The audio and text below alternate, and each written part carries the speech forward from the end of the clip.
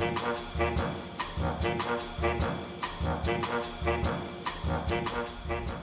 everyone, welcome to Sobera. This is your girl Rami, and so today I was just gonna pop in and just, I guess, kind of give you guys a few words of encouragement.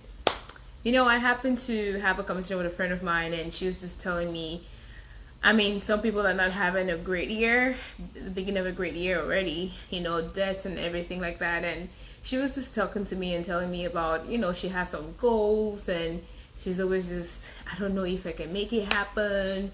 You know, hers were like pretty much financial goals. And I told her that, you know, I'm right up the alley with her because I'm trying to challenge myself to learn how to save more. And I'm just here to encourage everybody. The year it has just started, okay? I mean, we're in the middle, mid-February, so February 17th. There's always a chance. And even if it's August 15th or it's September, whatever time that you feel like I need to pick up myself and keep moving, just do that. If you fall, get up and keep it going. You know, so for financial, she was like, oh, I wanted to save X amount of money by the end of the year, but I'm not sure I'm going to do it. The truth is, you just have to try, right? If you tell yourself you're going to save $10,000 at the end of the year, then you have to figure out how you're going to get that 10,000. Are you going to get a part-time job? How are you going to generate the income? How do you hold yourself accountable? I feel like with things like that, you definitely need somebody, an accountability partner. Now, when it comes to weight loss, I know weight loss is when somebody tells themselves, you know what, I'm gonna do this. I don't think that when somebody does it unwillingly, they're just gonna fall off in no time. So I just feel like weight loss is always one of those things. I'm bringing up these common ones because that's what everybody wants to do, like weight loss. I'm gonna lose X amount of pounds, and then shoot, by the second week of January, everybody's just like, whatever, I'm not doing anything, you know. So just keep going. Even if you're trying to do the weight loss and it's hard, just keep going. Find somebody who's going to motivate you. Find an accountability partner as well. That helps too, but although it's easy to shut that person out, I feel like the financial one is easier because you're like, okay, you know what, I've saved X amount of money. Like what I do, one of the groups I'm in, a few of us ladies came together and we have, I like to call her a disciplinarian. She keeps a tab of how much you're putting into your account, right? Like when I save my money, I kind of take a screenshot of what I do and then of how much I've saved, and then you put it out there, and then she puts it in a spreadsheet. So you have a goal, we all came up with a goal, and then so we then save that however way you want to save it, right? So that's just one of those few ideas. Just one of it's a good idea. You have all this, how to save $1,000 by the end of the, you know, the fiscal year, or you know, you have those 5,000, 10,000. You have all these examples online. Like it's a challenge, so you can always do it. It's fun, and then you realize that you're saving money. So yeah, and then the other thing that I want to talk about is just fasting. I did the Daniel fast. I typically try to do it beginning of every year because to me, I just feel like, okay, let me start my year. I started doing this this fast about maybe 4 years ago. Yeah, about 4 years ago, and I actually like it.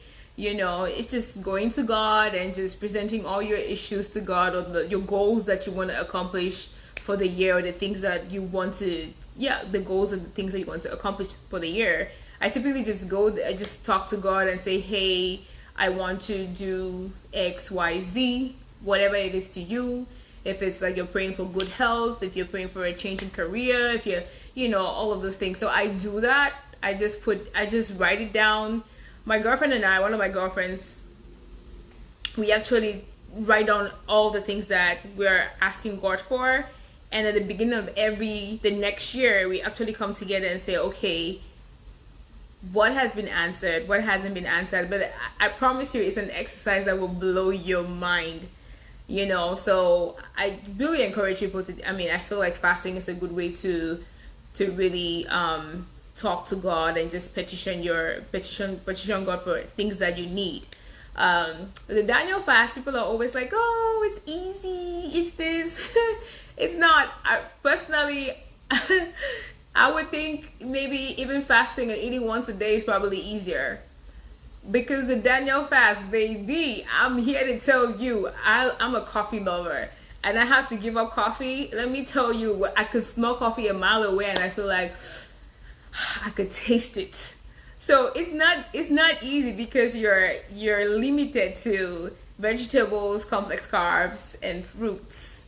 You know, no sweets, no anything. So it's very challenging on the mind. Like you have to like will yourself like I cannot have these things. But it's very fulfilling. At the end of it, you come out more fulfilled if anything. So I mean, I'll challenge you guys to do it. There's a 14-day version, there's a 10-day version, there's a 21-day version, but I typically do the 21-day version. This year I was kind of lazy though. I was trying to get lazy about it. I'm like, I'm gonna do 14 days, but a girlfriend of mine was like, no, we gotta do everything. We gotta do everything. So we did 21 days and it was very fulfilling. And I'm just here to encourage you guys. Like, you guys should check it out. The Daniel fast is pretty good. It's a pretty good fast. So you guys can read up on it.